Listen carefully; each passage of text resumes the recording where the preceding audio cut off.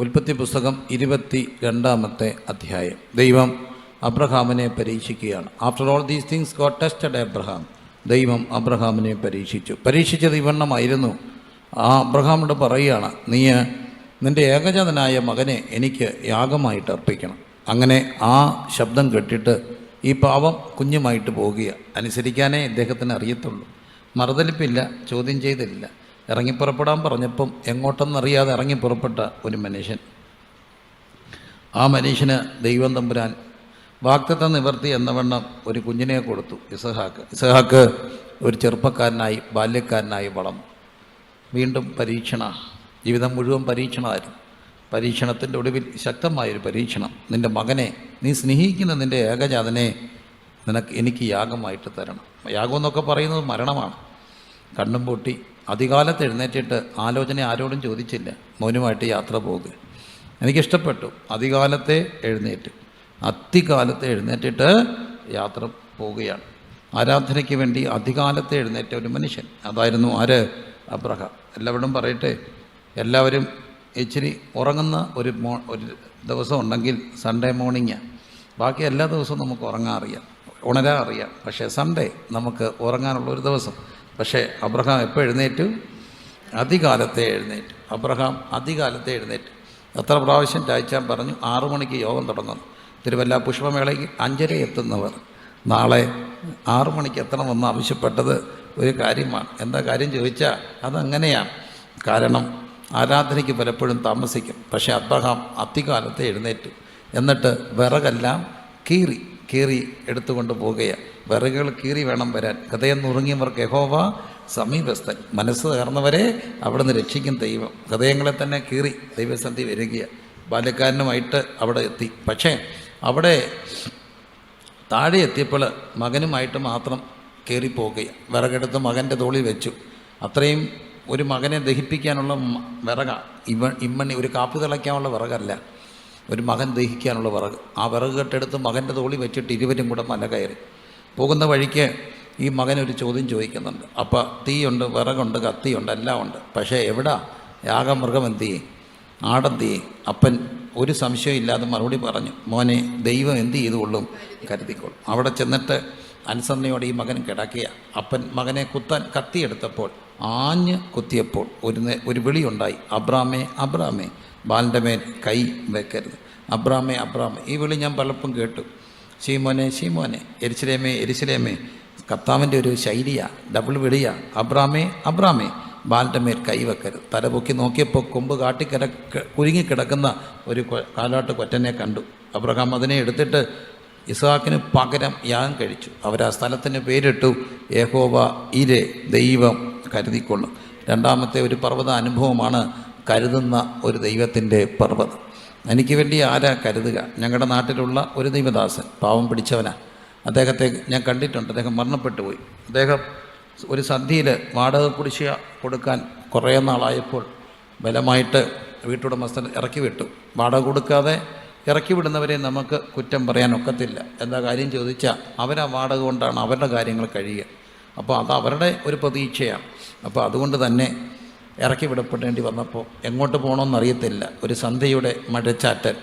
ആ മഴച്ചാറ്റലിൽ എങ്ങോട്ട് പോകണമെന്നറിയാതെ റോഡിലിറങ്ങി നിന്നപ്പോൾ ഭക്തൻ മേളിലോട്ട് നോക്കിയപ്പോൾ കിട്ടിയൊരു പാട്ടാണ്, കരുതുന്നവൻ ഞാനല്ലയോ, കലങ്ങുന്നത് എന്തിന് നീ? അബ്രഹാമിൻ്റെ ദൈവമല്ലയോ, അത്ഭുതം ഞാൻ ചെയ്യുകയില്ലയോ? ചെങ്കടലിലും വഴി തുറക്കാൻ ഞാനെന്നും ശക്തനല്ലയോ? ഈ രാത്രി കർത്താവ് പറയുന്നു, നിനക്ക് വേണ്ടി കരുതുന്ന ഒരു പർവ്വതമുണ്ട്, യഹോവയുടെ പർവ്വതം. ആരാ കരുതുക? ഓരോരുത്തർക്കും വേണ്ടി കരുതുന്ന ദൈവമുണ്ട്. ചിലർക്ക് വേണ്ടത് സാമ്പത്തിക കരുതലായിരിക്കും. അത് തമ്പുരാൻ കരുതി വെക്കും. എങ്ങനെ കരുതും? അത് ഒരു കണ്ണ് കാണാത്തതും ഒരു കാത് കേൾക്കാത്തതും ആരുടെയും ഹൃദയത്തിൽ തോന്നാത്ത നിലകളിൽ ദൈവം കരുതുന്ന ദൈവമാണ്. അത് കോവിഡിൻ്റെ കാലഘട്ടത്തിൽ പറയാൻ കഴിയുന്നവരെല്ലാം കർത്താവിനെ ഒന്ന് സ്തുതിച്ച്, ദൈവം കരുതുന്ന ദൈവം, ദൈവം കരുതുന്ന ദൈവമാണ്, ദൈവം കരുതുന്ന ദൈവമാണ്. അങ്ങനെ ഒരു പർവ്വതമുണ്ട്, യഹോവ ഇരെ, എനിക്കായി കരുതാമെന്നുരച്ചവനെ എനിക്കൊട്ടും ഭയമില്ല നനച്ചിടുമ്പോൾ ചെങ്കടലിലും വഴി തുറക്കുന്ന ഒരു ദൈവം. ഇന്ന് രാത്രി പറയട്ടെ, ഏലിയാവിൻ്റെ ദൈവം നമ്മുടെ ദൈവമാണ്. കാക്കയെ കൊണ്ടു തൻ ദാസനെ പോറ്റുവാൻ ശക്തനായി തീർന്നവൻ കൂടെയുണ്ട്. സ്വർഗപിതാവിൻ്റെ ദിവ്യ ഭണ്ഡാരത്തെ സ്വന്തമായി കണ്ടു തൻ ജീവിതം ചെയ്യുന്ന ഭക്തരിൻ വിശ്വാസ ജീവിതം പോലിത്ര ഭദ്രമാം ജീവിതം വേറെയുണ്ടോ? കരുതുന്ന ഒരു പർവ്വതം യഹോവ ഈരെ. കരങ്ങൾ ഉയർത്തി എല്ലാവരും പറഞ്ഞേ യഹോവ ഈരെ. ആ കരുതൽ അനുഭവിച്ചിട്ടുള്ളവർ ഇന്ന് രാത്രി ദൈവാത്മാവ് നിങ്ങളോട് സംസാരിക്കുക. എൻ്റെ ഹൃദയം ശുഭവചനത്താൽ കവിയുന്നു. എൻ്റെ കൃതി രാജാവിന് വേണ്ടിയുള്ളത്. എൻ്റെ നാവ് അവിടുത്തെ എഴുത്തുകോല്. ദൈവാത്മാവ് എന്നോട് പറയുന്നു, ഈ പ്രശ്നത്തെ ഞാൻ എങ്ങനെ പ്രത്യേകിച്ച് ചില മക്കളുടെ വിവാഹത്തോടുള്ള ബന്ധത്തിൽ വല്ലാതെ കരയുകയും പ്രാർത്ഥിക്കുകയും ചെയ്യുന്നവരോട് ദൈവാത്മാവ് ദൂത് പറയുകയാണ്, ഞാൻ നിൻ്റെ കുഞ്ഞിന് വേണ്ടി കരുതിയിട്ടുണ്ടമ്മ. ഞാൻ നിൻ്റെ കുഞ്ഞിന് വേണ്ടി കരുതിയിട്ടുണ്ട്. ഞാൻ നിൻ്റെ കുഞ്ഞിന് വേണ്ടി കരുതിയിട്ടുണ്ട്. ഞാൻ നിൻ്റെ കുഞ്ഞിന് വേണ്ടി കരുതിയിട്ടുണ്ട്. തക്ക സമയത്ത് അവിടുന്ന് പ്രവർത്തിക്കുന്ന ദൈവമാണ്. അവിടുത്തെ കരുതലുകൾ നിങ്ങൾ കാണുമ്പോൾ ഒരു കാര്യം നിങ്ങൾ എഴുതി വെക്കും, ഇത് യഹോവയാൽ സംഭവിച്ചു. മനുഷ്യരുടെ ദൃഷ്ടിയിൽ ആശ്ചര്യമാകുന്നു. പ്രത്യേകിച്ച് വിവാഹത്തോടുള്ള ബന്ധത്തിൽ ദൈവത്തിൻ്റെ കരുതൽ 2023 കുടുംബങ്ങൾ അനുഭവിക്കുമെന്ന് ആത്മാവ് ദൂത് പറയുമ്പോൾ ആ ഒരു വിഷയത്തിൽ ഭാരപ്പെടുന്ന ചിലർക്ക് വേണ്ടി ദൈവത്തിൻ്റെ പ്രവൃത്തി വെളിപ്പെടും. കരമുയർത്തി അങ്ങനെയുള്ളവരൊക്കെ ഒന്ന് പ്രാർത്ഥിച്ചോ. നമ്മുടെ കുഞ്ഞിൻ്റെ വിവാഹം കർത്താവെ എപ്പം നടക്കും, ആര് കെട്ടിക്കും, എങ്ങനെ കെട്ടും, എങ്ങനെ നടക്കും? കർത്താവ് പറയുന്നു, ഞാൻ കരുതുന്ന ദൈവമാണ്. എൻ്റെ കുഞ്ഞിന് വേണ്ടി പ്രാർത്ഥിക്കണം. ഒരു വിവാഹപ്രായം എത്തി വരുന്നു. അത് പക്ഷേ ഇന്ന് എൻ്റെ മനസ്സിനെ അലട്ടുന്നുണ്ട്. എനിക്കതിനകത്തൊരു ഭാരത്തോടെ ഞാൻ ആ വിഷയം ദൈവസന്ധി പ്രാർത്ഥിച്ചുകൊണ്ടിരിക്കുന്നൊരു വിഷയമാണ്. ഇന്നിത് പറയുമ്പോൾ എനിക്ക് മനസ്സിലാകുന്നു ദൈവം എന്നോട് ഇടപെടുന്നുണ്ട്. അങ്ങനെ ഹൃദയത്തിൽ പ്രേരണ തോന്നുന്ന പ്രിയപ്പെട്ടവർ കരമുയർത്തി പ്രാർത്ഥിച്ച് ഞാൻ നിങ്ങൾക്ക് വേണ്ടി പ്രാർത്ഥിക്കാൻ പോകുകയാണ്. എൻ്റെ കുഞ്ഞിൻ്റെ വിവാഹത്തിൻ്റെ വിഷയം കരങ്ങൾ ഉയർത്തി കർത്താവിൻ്റെ സന്ധി സമർപ്പിച്ച് പ്രാർത്ഥിച്ചു. പേര് പറഞ്ഞ് ആ വിഷയത്തെ ഏൽപ്പിച്ച് പ്രാർത്ഥിച്ചാട്ടോ. ഹല്ലേലൂയ. പിതാവേ, പ്രാർത്ഥിക്കുന്നു, യേശുവിൻ്റെ നാമത്തിൽ പ്രാർത്ഥിക്കുന്നു. മനുഷ്യൻ ഏകനായിരിക്കുന്നത് നന്നല്ല, ഞാൻ അവന് തക്കതായ തുണയെ കൊടുക്കുമെന്ന് പറഞ്ഞ ദൈവത്തിൻ്റെ പ്രവൃത്തി അത്ഭുതകരമായി ഈ മക്കളിൽ വെളിപ്പെടാൻ ഞങ്ങൾ പ്രാർത്ഥിക്കുന്നു. യേശുവിൻ നാമത്തിൽ അങ്ങനെ സംഭവിക്കട്ടെ. ഇത് യഹോവയാൽ സംഭവിച്ചു. മനുഷ്യദൃഷ്ടിയിൽ ആശ്ചര്യമെന്ന വണ്ണം അവരുടെ മക്കളുടെ വിവാഹ കാര്യത്തെ സ്വർഗം ഏറ്റെടുത്തിരിക്കുക. സ്തോത്രം ചെയ്യുന്നു. നീ അങ്ങ് ഞങ്ങളോട് പറഞ്ഞിട്ടുണ്ട്, നിൻ്റെ ഭാരം എൻ്റെ മേൽ വെച്ചു കൊടുക്കുക, ഞാൻ നിന്നെ പുലർത്താൻ ശക്തനാകുന്നു. അങ്ങയുടെ കയ്യിൽ ആ ഭാരത്തെ ഇറക്കി വെക്കുന്നു. യേശുവിൻ്റെ നാമത്തിൽ തന്നെ ആമേൻ. കരങ്ങളടിച്ച് ദൈവത്തെ ഒന്ന് സ്തുതിച്ചാട്ട്. കരുതുന്ന ദൈവം, ഓരോന്നിനു വേണ്ടിയും ദൈവം കരുതുന്ന ദൈവം. ഹല്ലേലൂയ. ദൈവത്തിൻ്റെ കരുതലുകൾ ശ്രേഷ്ഠവുമായിരിക്കും, ദൈവത്തിൻ്റെ കരുതലുകൾ മാന്യവുമായിരിക്കും. 3 മക്കളൊക്കെയുള്ള എൻ്റെ ഒരു കൂട്ട് സഹോദരൻ, തനിക്ക് കുടുംബസ്വത്തായിട്ട് കുറച്ച് സ്ഥലമുണ്ട്. കുടുംബസ്വത്തായിട്ട് കിട്ടിയ സ്ഥലം, ആ സ്ഥലം തൻ്റേതാണ്, ഒരു കൊച്ചു വീട്. എന്നാൽ പെട്ടെന്നൊരു സാഹചര്യത്തിൽ തൻ്റെ സഹോദരൻ്റെ വീട് നഷ്ടപ്പെടുന്നു. അത് ബാങ്കിൻ്റെ ഒരു വിഷയത്തിൽ പോയിരുന്നു. സഹോദരൻ 2 പെൺകുഞ്ഞുങ്ങൾ. അതുകൊണ്ട് തന്നെ അവരിച്ചിരി ബുദ്ധിമുട്ടിൽ കണ്ണും പൊട്ടി ഈ മനുഷ്യൻ തൻ്റെ കുടുംബ സ്വത്ത് വീടുൾപ്പെടെ തൻ്റെ സഹോദരന് എഴുതി കൊടുത്തിട്ട് വാടക വീട്ടിൽ താമസിക്കുമ്പോൾ പോകാൻ ഒരു വീടില്ല, താമസിക്കാൻ ഒരു സ്ഥലമില്ല. ഒരാളോടും അവരാ വേദന പങ്കുവെച്ചില്ല. അങ്ങനെ ഇരിക്കുന്ന സമയത്ത് എൻ്റെ ഒരു സഹോദരൻ എന്നെ ഒരു രാത്രി വിളിക്കുന്നു. അദ്ദേഹം വന്നിട്ട് പോവുകയാണ്. എനിക്ക് കുറച്ച് സ്ഥലമുണ്ട്, അത് ആർക്കെങ്കിലും ഒരാളെ കൊടുക്കണം, കുറച്ച് പേർക്ക് കൊടുക്കുക. അതെങ്ങനെ കൊടുക്കണം, എന്ത് കൊടുക്കണം, അതെല്ലാം കത്തദാസിനെ തീരുമാനിക്കാം. ഞാനത് വിശ്വസിച്ച് ഏൽപ്പിക്കുക. അപ്പം ഞാൻ ആരുടെ കൊടുക്കണം എന്ന് ചിന്തിച്ചപ്പോൾ എൻ്റെ മനസ്സിൽ പെട്ടെന്ന് ഈ മുഖം തെളിഞ്ഞു വന്നു. അതിലൊരാളായിട്ട് ഞാൻ അദ്ദേഹത്തെ കണ്ട് കൊടുത്തു. ടോസിട്ട് ആ സ്ഥലം ഡിവൈഡ് ചെയ്ത് തനിക്ക് കൊടുത്തപ്പോൾ അത് അളക്കാനും ഡിസൈൻ ചെയ്യാനും വന്ന എൻ്റെ ഒരു സുഹൃത്ത്, അദ്ദേഹം കേരളത്തിലെ പ്രശസ്തനായ ഒരു ശില്പിയാണ്. ഭയങ്കര കലാബോധമുള്ള, എക്കോ ഫ്രണ്ട്ലി വീടുകൾക്ക് ഒത്തിരി അവാർഡുകളൊക്കെ വാങ്ങിച്ചിട്ടുള്ള, മനോരമ ഒത്തിരി വട്ടം റിപ്പോർട്ട് ചെയ്തിട്ടുള്ള ഒരു ഡിസൈനറാണ്. അദ്ദേഹം വന്നിട്ട് എന്നോട് ചോദിക്കുക, എത്ര വില വേണമെന്ന് തരാം, ഈ സ്ഥലം എനിക്ക് തരാമോ? ഞാൻ ചോദിച്ചു, അതെന്നാ കാര്യം? ഇതുപോലെ ഉള്ള ഒരു സ്ഥലം ഇവിടെ ഒന്നും ഞാൻ കണ്ടിട്ടില്ല. പക്ഷേ സ്വന്തം സഹോദരന് തൻ്റെ കുടുംബ സ്വത്ത് എഴുതി കൊടുത്തിട്ട് വീടില്ലാത്ത ആ മകൻ ആരോടും പറയാതെ നിന്നപ്പോൾ ഒരു രാത്രി ഒരു സഹോദരൻ്റെ ഹൃദയത്തെ ഉണർത്തി എളിയവനെ ഏൽപ്പിച്ച് എളിയവൻ്റെ മനസ്സിൽ ഈ കാര്യം അദ്ദേഹം പറഞ്ഞിട്ടില്ലെങ്കിലും മുഖം തെളിയിച്ച് വന്ന ദൈവം എത്ര വലിയ ദൈവമാണ്, അവൻ്റെ കരുണകൾ എത്ര വലുതാണ്. സ്തുതിച്ച് പ്രാർത്ഥിച്ചേ. ഇന്ന് രാത്രി എല്ലാവരും സ്തുതിച്ചേ. ഞാൻ നിനക്കായി കരുതുമ്പോൾ ഒരു കണ്ണ് കാണാത്തതും ഒരു കാത് കേൾക്കാത്തതും ആരുടെയും ഹൃദയത്തിൽ തോന്നാത്ത നിലകളിൽ കരുതാൻ കഴിവുള്ള ദൈവമുണ്ട്. Hallelujah, hallelujah. കരങ്ങളടിച്ച് അല്പസമയം ദൈവത്തെ സ്തുതിച്ചാട്ടെ.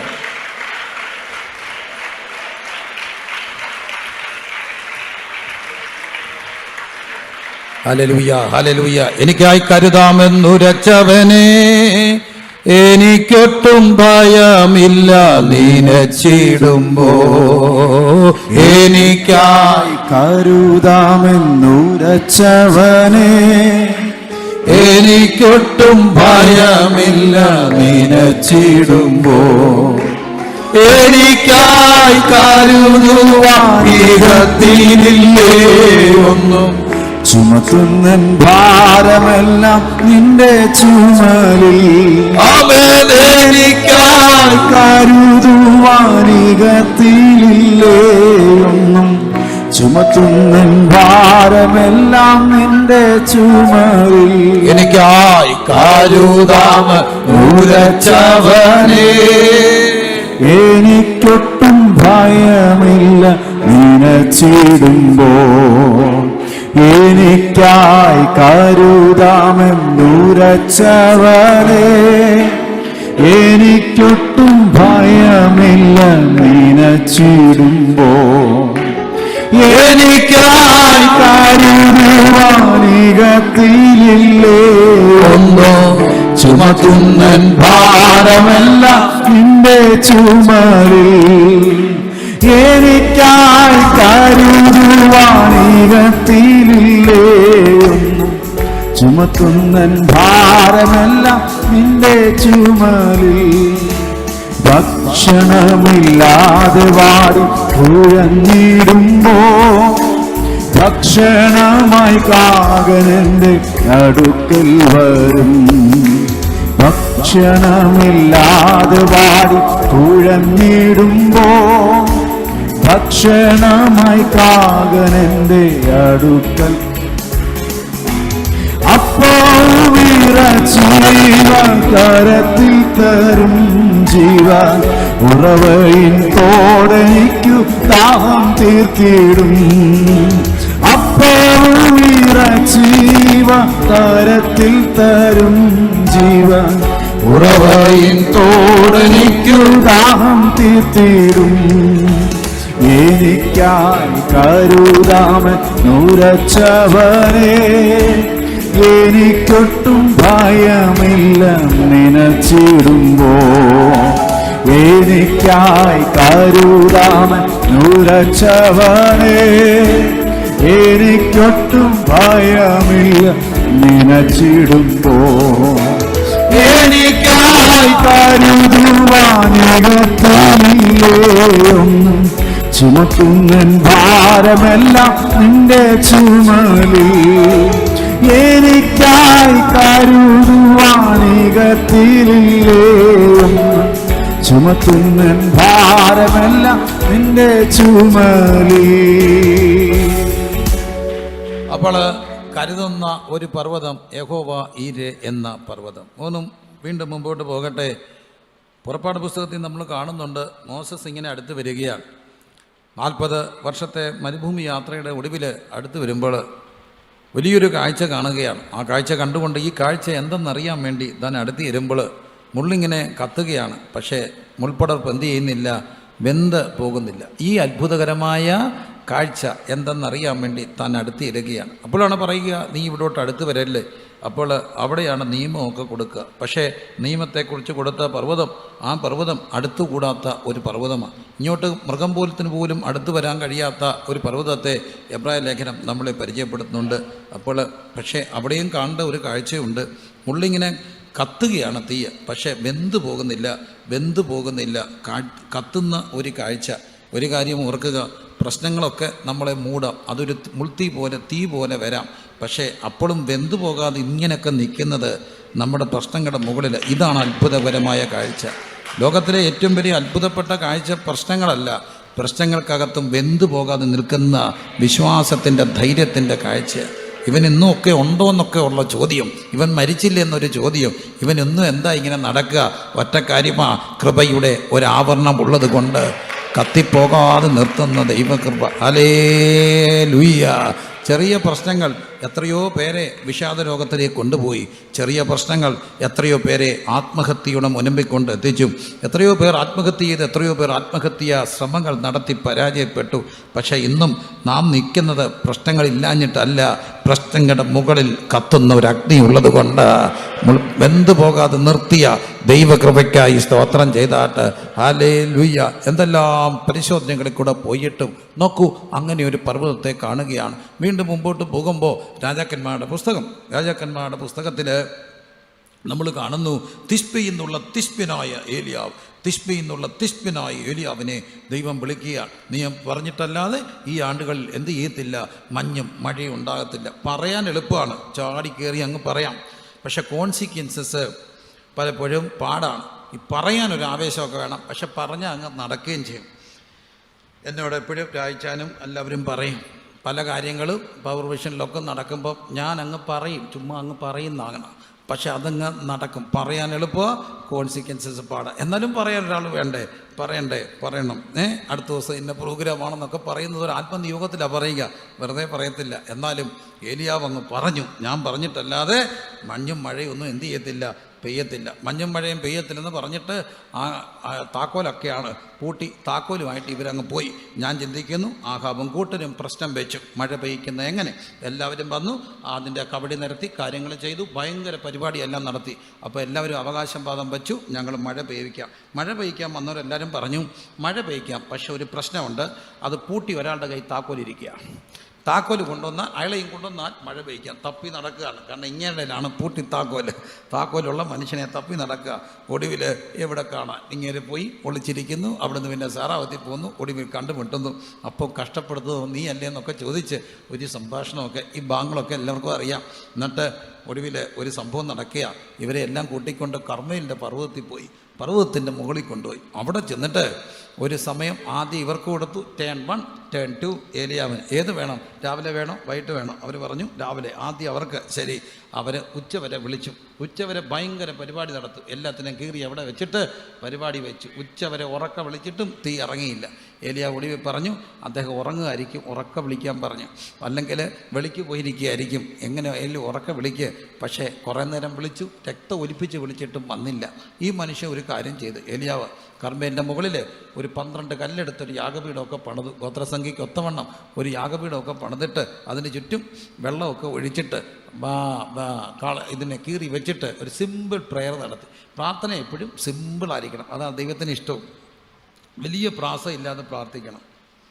ചില പ്രാസമൊക്കെ കേട്ടപ്പം കർത്താവ് ചോദിക്കുന്നുണ്ട്, ഇതിൻ്റെ അർത്ഥം ഡിക്ഷണറിയൊക്കെ തപ്പേണ്ട വരും.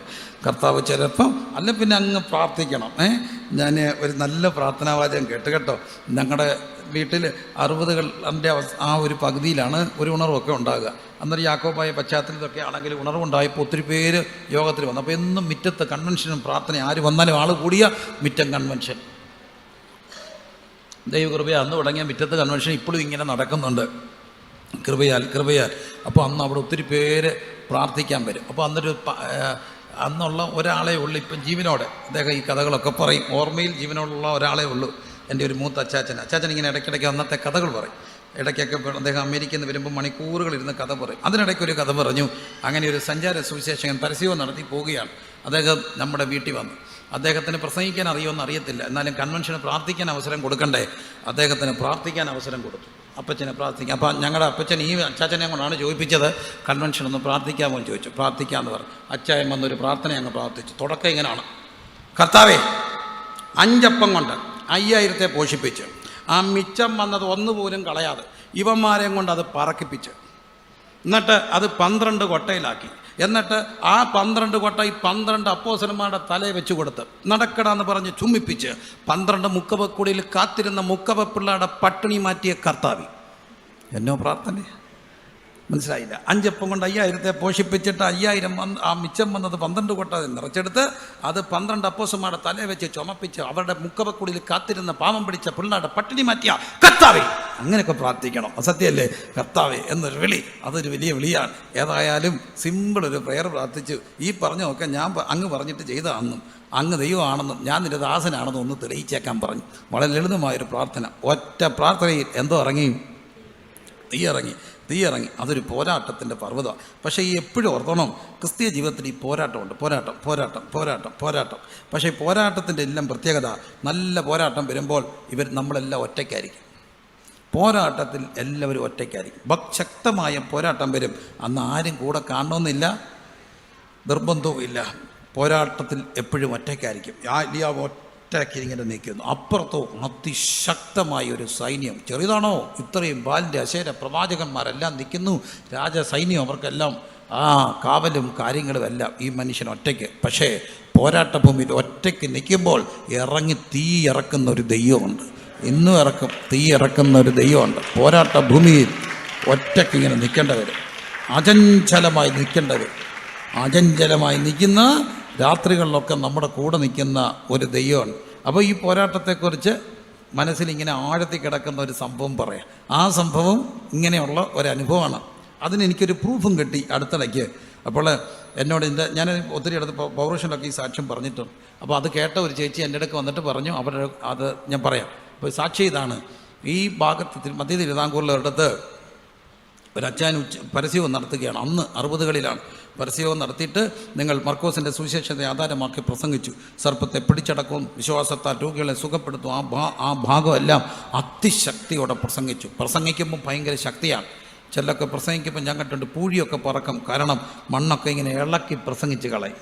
മണ്ണൊക്കെ ഇളക്കി അവർ ചവിട്ടുമ്പോൾ പൂഴി ഇങ്ങനെ പൊങ്ങി ആളെ കാണാത്ത പ്രസംഗം ഞാൻ കണ്ടിട്ടുണ്ട്. മണൽപ്പരപ്പിൽ നിന്ന് പ്രസംഗിക്കുമ്പോൾ അത് ആവേശത്തിൻ്റെ പ്രസംഗം ഭയങ്കര ആവേശമാണ്. അത് കഴിഞ്ഞ് പോയിട്ട് ഉച്ചയ്ക്ക് വീട്ടിൽ പോയി കിടന്ന് ഉറങ്ങുമ്പോഴാണ് അന്ന് മദ്യവേനൽ അവധി. അടഞ്ഞു കിടന്ന സ്കൂളിൻ്റെ ഗ്രൗണ്ടിൽ 2 പാമ്പ് തമ്മിൽ മാറാടുന്നു.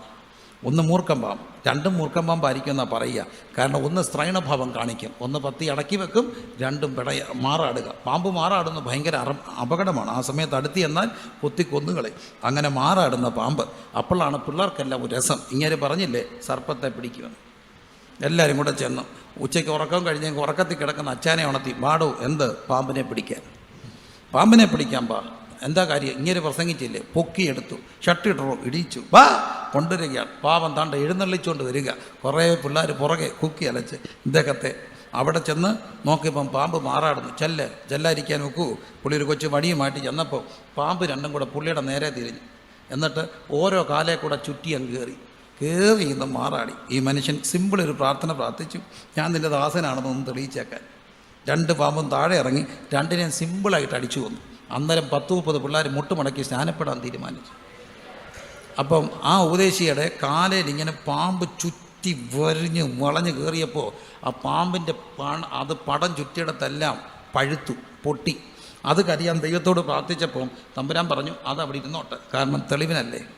അങ്ങനെ പുള്ളി പ്രസംഗിക്കുമ്പം ഈ മുണ്ട് മടക്കി കുത്തി പ്രസംഗത്തിനിടയ്ക്ക് കാല് കാണിക്കും. അങ്ങനെ പുള്ളിക്കൊരു പേര് കിട്ടി, പാമ്പനുപദേശി. അങ്ങനെ പാമ്പിന് നശി അങ്ങനെ മുറ്റത്ത് ഒത്തിരി ഇടത്ത് പ്രസംഗിച്ചിട്ടുണ്ട്. ഈ അടുത്തിടയ്ക്ക് ഒരു ചേച്ചി എൻ്റെ അടുക്ക് വന്നിട്ട് പറഞ്ഞു, പാസ്റ്റർ ഇങ്ങനെ പ്രസംഗിച്ചു എന്ന് അറിഞ്ഞു, എൻ്റെ വല്യപ്പനാണ് പാമ്പനുപദേശി. സത്യമാണ്, എൻ്റെ വല്യപ്പനാണ് പാമ്പനുപദേശി. അപ്പോൾ ഒരു കാര്യം സത്യമാണ്, പോരാട്ട ഭൂമി ഒറ്റയ്ക്കാണെങ്കിലും ഇറങ്ങി വരുന്ന ദൈവം ഇന്നുമുണ്ട്. പോരാട്ട ഭൂമിയിൽ കർമ്മേലിൻ്റെ പോരാട്ടത്തിൽ കൂടെ ഓരോരുത്തരും കടന്നു പോകും. കരങ്ങളടിച്ച് എല്ലാവരും സ്തുതിച്ച്. ഭാരതസഭ ഇക്കാലത്തൊരു പോരാട്ടത്തിൽ കൂടെ കടന്നു പോവുക. ജീവൻ മരണ പോരാട്ടമാണ്. Hallelujah hallelujah hallelujah. റഗന റിബന ഹദന റിഗല രഗന ഹദന റിഗന രബന ഹദന.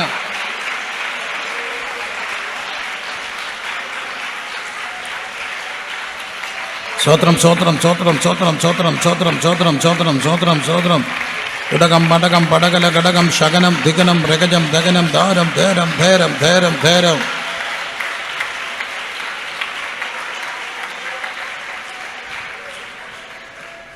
അപ്പോൾ ഞാൻ നിങ്ങളോടൊരു കാര്യം പറഞ്ഞാൽ നിങ്ങൾ എന്നോട് പിണങ്ങരുത്. പലർക്കും ചെറുക്ക് പോരാട്ടമില്ലേ എന്നൊക്കെ ചോദിച്ചാൽ ചിലപ്പം ചിലരോടൊന്നും ആർക്കും പോരാട്ടമൊന്നും കാണത്തില്ല. അതും സത്യമാണ്. അവർ വളരെ സുഖമായിട്ട് ജീവിക്കും, 6:30-7 മണിക്ക് മുമ്പ് ഗേറ്റ് അടയ്ക്കും, പട്ടിയെ അഴിച്ചു വിടും. പിന്നെ കുറച്ച് യൂട്യൂബ് കാണും. സന്ധ്യയാവും, ഒരു 8:45 കിടക്കും. 6 മണിക്ക് എഴുന്നേക്കും. 8 മണിക്കൂർ കൃത്യമായിട്ട് ഉറങ്ങും. രാവിലെ അരമണിക്കൂർ 45 മിനിറ്റ് നടക്കും. പിന്നെ വന്ന് വീട്ടിൽ ഇരിക്കും. ഇവർക്കൊന്നും വലിയ പോരാട്ടം കാണത്തില്ല. അപ്പോൾ അവർ ചോദിക്കും പോരാട്ടം ഉണ്ടോ? പോരാട്ടം. എന്നാൽ കർത്താവിന് വേണ്ടി ഇഴുകി ഇറങ്ങി തിരിഞ്ഞ ഓരോരുത്തരുടെ ജീവിതത്തിൽ കടന്നുപോയ പാതകൾ ചെറിയ പാതകളാണ്. എന്തെല്ലാം പ്രശ്നങ്ങളാണ്. പാപം ചെയ്തിട്ടാണോ? അല്ല, പോരാട്ടത്തില്ല. പക്ഷേ ഒരു കാര്യം പറയാം, ഭക്തൻ ഒറ്റയ്ക്കാണെങ്കിലും പോരാട്ടത്തിൻ്റെ രാത്രികളിൽ ഇറങ്ങി വരുന്നൊരു ദൈവമുണ്ട്. പോരാട്ടത്തിൻ്റെ രാത്രികളിൽ ഇറങ്ങി വരുന്ന ഒരു ദൈവമുണ്ട്. കരമടിച്ച് സ്തുതിച്ച് പ്രാർത്ഥിച്ച് റബല ഹദന റിബന ഹദന റബന ശബന ഹദന റിബന അന്ധരാജ രാജ.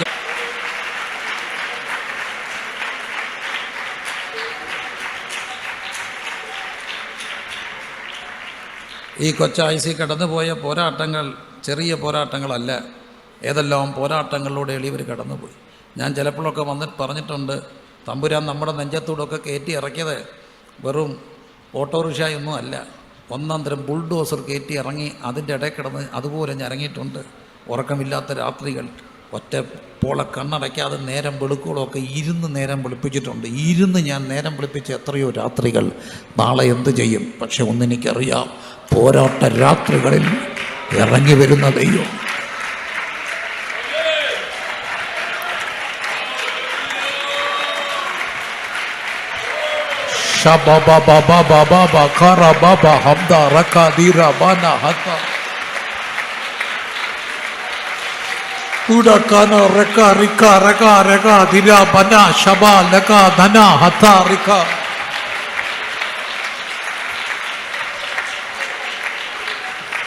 പരിച്ച ദുഃഖത്താൽ പോരാട്ടമാകിലോ, പാരിച്ച ദുഃഖത്താൽ.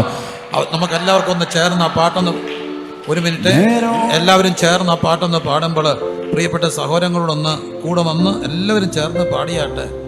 പോരാട്ട ഭൂമിയാണ് ക്രിസ്തീയ ജീവിതം, ഒരു പോരാട്ടത്തിൻ്റെ യാത്രയാണ്. ഇവിടെ ഒറ്റയ്ക്കായിരിക്കും, ഒറ്റയ്ക്ക് ചെറിയ പോരാട്ടമൊന്നും അല്ല പ്രിയരെ. എൻ്റെ കഴുത്തേൽ വടിവാള് വെച്ച് ഞാനൊരു രാത്രി മുഴുവൻ നിന്നിട്ടുണ്ട്, ഏതാണ്ട് ഒരു സാധനം കുത്തിപ്പിടിച്ചോണ്ട്. എനിക്ക് ഭയങ്കര ധൈര്യം തോന്നി. ഞാൻ കൂളായിട്ട് അവിടെ ഇരുന്നു. അവൻ്റെ കൈ കഴിച്ചപ്പം അവൻ ഇട്ടേച്ച് പോയി. ഇടയ്ക്ക് എൻ്റെ കാല് കഴിച്ചപ്പം ഞാൻ പറഞ്ഞു ഇരിക്കാൻ അനുവദിക്കുമെന്ന് ചോദിച്ചു. ഇരുന്നോളാം എന്ന് പറഞ്ഞു. 3 മണി വരെ ഇരിച്ച് എന്തോ ചെയ്യാൻ ഒന്നും ചെയ്യില്ല. പക്ഷേ ആ രാത്രിയിലൊക്കെ ഇങ്ങനെ ഭയങ്കര ഒരു സുഖം അനുഭവിക്കും. എന്താ കാര്യം എന്നറിയാമോ? ദൂതന്മാർ നമ്മുടെ കൂടി ഇങ്ങനെ ഇറങ്ങിയൊക്കെ ഇങ്ങനെ നിൽക്കും. എന്തെല്ലാം പോരാട്ടങ്ങളിലൂടെ, കേസ്, വഴക്ക്, പ്രയാസങ്ങൾ.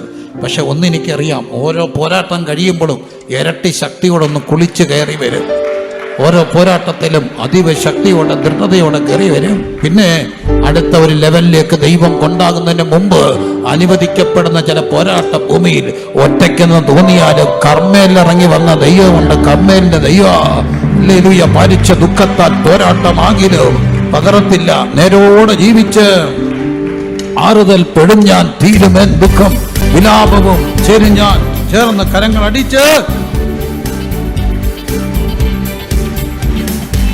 ഭാരിച്ച ദുഃഖത്താൽ പോരാട്ടമാകിലും, ഭാരിച്ച ദുഃഖത്താൽ പോരാട്ടമാകിലും, നേരോടെ ജീവിച്ചു ആറുതൽ പേടും ഞാൻ, നേരോടെ ജീവിച്ചു ആറുതൽ പേടും ഞാൻ. തീരും ദുഃഖം വിലാപം ചേരും ഞാൻ സ്വർഗ്ഗം. ഹല്ലേലൂയ. തീരും ദുഃഖം വിലാപം ചേരും ഞാൻ സ്വർഗ്ഗം. ഹല്ലേലൂയ. കഷ്ടതയാകിലും നഷ്ടങ്ങൾ വന്നാലും, കഷ്ടതയാകിലും നഷ്ടങ്ങൾ വന്നാലും, ഇഷ്ടങ്ങൾ വിട്ടാലും തുഷ്ടിയായി ജീവിക്കും. ഇഷ്ടങ്ങൾ വിട്ടാലും തുഷ്ടിയായി ജീവിക്കും. തീരും ദുഃഖം വിലാപം ചേരും ഞാൻ സ്വർഗ്ഗം. ഹല്ലേലൂയ. തീരും ദുഃഖം വിലാപം ചേരും ഞാൻ സ്വർഗ്ഗം. ഹല്ലേലൂയ. കൂട്ടുകുടുംബക്കാർ തിട്ടമായി വിട്ടിടൂ, കൂട്ടുകുടുംബക്കാർ തിട്ടമായി വിട്ടിടും. കൂട്ടു സഹോദരർ ശ്രേഷ്ഠരായി തള്ളിയിടും, കൂട്ടു സഹോദരർ കഷ്ടര കണ്ണീർ തീരും എൻ ദുഃഖം വിലാപം ചേരും ഞാൻ സ്വർഗവേഗം ഹല്ലേലൂയ ഓ തീരും ദുഃഖം വിലാപം ചേരും ഞാൻ സ്വർഗവേഗം ഹല്ലേലൂയ എന്തു മനോഹരം അന്താ ചിന്തിക്കുകിൽ എന്തു മനോഹരം അന്താ ചിന്തിക്കുകിൽ സന്തോഷദേശമേ നിന്നിൽ ഞാൻ ചേർന്നിടും സന്തോഷദേശമേ നിന്നിൽ ഞാൻ തീരും ദുഃഖം വിലാപം ചേരും ഞാൻ സ്വർഗവേഗം ഹല്ലേലൂയ ഓ തീരും ദുഃഖം വിലാപം ചേരും ഞാൻ സ്വർഗവേഗം ഹല്ലേലൂയ ദൂരത്തായി കാണുന്ന സോദര കൂട്ടത്തെ ദൂരത്തായി കാണുന്ന സോദര കൂട്ടത്തെ യോവാനിനക്കരെ സ്വാഗത സംഘത്തെ യോവാനിനക്കരെ സ്വാഗത സംഘത്തെ തീരും എൻ ദുഃഖം വിലാപം ചേരും ഞാൻ സ്വർഗവേഗം ഹല്ലേലൂയ തീരും എൻ ദുഃഖം വിലാപം ചേരും ഞാൻ സ്വർഗവേഗം ഹല്ലേലൂയ ബോട്ടിൽ ഞാൻ കയറിയിടും ഓ പാട്ടോടെ യാത്രയ്ക്കാ ബോട്ടിൽ ഞാൻ കയറിയിടും പാട്ടോടെ യാത്രയ്ക്കാ ഓട്ടമില്ലാതുള്ള വീട്ടിൽ ഞാൻ എത്തിയിടും ഓ ഓട്ടമില്ലാതുള്ള വീട്ടിൽ ഞാൻ ഓ തീരും എൻ ദുഃഖം വിലാപം ചേരും ഞാൻ സ്വർഗവേഗം ഹല്ലേലൂയ ഓ തീരും എൻ ദുഃഖം വിലാപം ചേരും ഞാൻ സ്വർഗവേഗം ഹല്ലേലൂയ രാജമോടി ചൂടി രാജാധിരാജനെ രാജമോടി ചൂടി രാജാധിരാജനെ ആലിംഗനം ചെയ്യും നാളിലെന്താനന്ദം ആലിംഗനം ചെയ്യും നാളിലെന്താനന്ദം തീരും എൻ ദുഃഖം വിലാപം ചേരും ഞാൻ സ്വർഗവേഗം ഹല്ലേലൂയ തീരും എൻ ദുഃഖം വിലാപം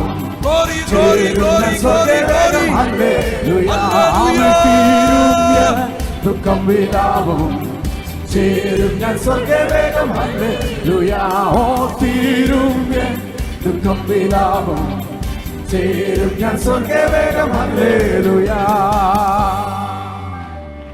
കർമ്മേലിൻ്റെ ഒരു മല, ഒറ്റയ്ക്ക് നിൽക്കുന്ന ഒരു മല, പോരാട്ടത്തിൻ്റെ ഒരു പർവ്വതം. പക്ഷെ കർമ്മേൽ പർവ്വതത്തിൽ ഇറങ്ങി വന്ന നമ്മുടെ ദൈവമുണ്ട്, തീ ഇറക്കുന്ന ദൈവം. ഏലിയാവേ, നീ ഒറ്റയ്ക്കെന്ന് തോന്നിയാലും നീ ഒറ്റയ്ക്കല്ല. അപ്പുറത്ത് നിൽക്കുന്നവർ വലിയ ഭൂരിപക്ഷം തോന്നിയാലും നിൻ്റെ കൂടുള്ളവർ അതിനേക്കാൾ ശക്തരായ ദൂതസഞ്ചയ. ഇന്ന് രാത്രി എനിക്ക് വേണ്ടി എൻ്റെ പോരാട്ട രാത്രിയിൽ ഇറങ്ങി വരുന്ന ദൈവമുണ്ടെന്ന് പറയുമ്പോൾ ശുശ്രൂഷാമുഖത്ത്, കുടുംബജീവിതത്തിൽ, മക്കളോടുള്ള ബന്ധത്തിൽ ഒരു വലിയ പോരാട്ടത്തിൻ്റെ രാത്രികളിൽ കടന്നു പോകുന്ന ചിലരോട് ആത്മാവ് ദൂത് പറയുന്നു, ഈ പോരാട്ടത്തിൽ നിങ്ങൾ ഒറ്റയ്ക്കല്ല, നിങ്ങളുടെ കൂടെ നിൽക്കുന്ന ഒരു ദൈവം. ഇരു കരങ്ങളും ശിരസിൻ്റെ മുകളിൽ ഉയർത്തി അല്പസമയം ചേർത്തടിച്ച് സ്തുതിച്ച് ഇരു കരങ്ങളും ശിരസിൻ്റെ മുകളിൽ ഉയർത്തി പോരാടി പ്രാർത്ഥിക്കണം. വിട്ടുകൊടുക്കരുത്. ഞാൻ നിൻ്റെ ദാസനം തെളിയിക്കണം. മക്കളോടുള്ള ബന്ധത്തിൽ പോരാട്ടം വരാം, വലിയ പ്രതിസന്ധികൾ വരാം, തലമുറയോടുള്ള ബന്ധത്തിൽ അത് സംഭവിക്കാം, ദാമ്പത്യത്തിൽ സംഭവിക്കാം, ശുശ്രൂഷയിൽ സംഭവിക്കാം. ഒറ്റയ്ക്ക് നിന്ന് പയറ്റേണ്ടി വരാം. ഹല്ലേലൂയ. ആരോടും പ്രാർത്ഥനയ്ക്ക് പോലും പങ്കുവെക്കാൻ കഴിയാത്ത വേദനകളിൽ കൂടെ കടന്നു പോകേണ്ടി വരാം. ഒരു പ്രാർത്ഥനാ വിഷയമായിട്ട് പോലും ആരോടും പറയാൻ കഴിയാത്ത ചില പ്രതിസന്ധികൾ ഒറ്റയ്ക്ക് നിന്ന് നേരിടേണ്ടി വരാം. പക്ഷെ കർമ്മേലിൽ ഇറങ്ങി വന്ന ദൈവം നിന്റെ കൂടെ ആ പോരാട്ട രാത്രി വരും. ഇരു കരങ്ങളും ശിരസിന് മുകളിൽ ഉയർത്തി അല്പസമയം കരഘോഷത്തോടെ ചേർത്തടിച്ച് പറ, ഞാൻ ഒറ്റയ്ക്കല്ല ഈ പോരാട്ടത്തിൽ, ഞാൻ ഒറ്റയ്ക്കല്ല ഈ പോരാട്ടത്തിൽ, എൻ്റെ കൂടെ ഇറങ്ങുന്ന ദൈവമുണ്ട്. അപ്പുറത്ത് ശക്തമായിരിക്കുക. ഇപ്പം കാണുന്നത് ഭയങ്കരമാണ്, വലിയ സൈന്യം അപ്പുറത്ത് നിൽക്കുക. എനിക്ക് ചുറ്റും കാണാൻ ഒന്നുമില്ലെങ്കിലോ അകക്കണ്ണ് തുറന്ന് കാണണം. ഈ പോരാട്ട ഭൂമി നിൽക്കുന്ന സ്വർഗത്തെ കാണണം. സ്വർഗം ഇറങ്ങി കൂടെ വന്ന് നിൽക്കും. ഹല്ലേലൂയ. കർമ്മേലിൻ്റെ പോരാട്ടത്തിൻ്റെ ഒരു പർവ്വതം.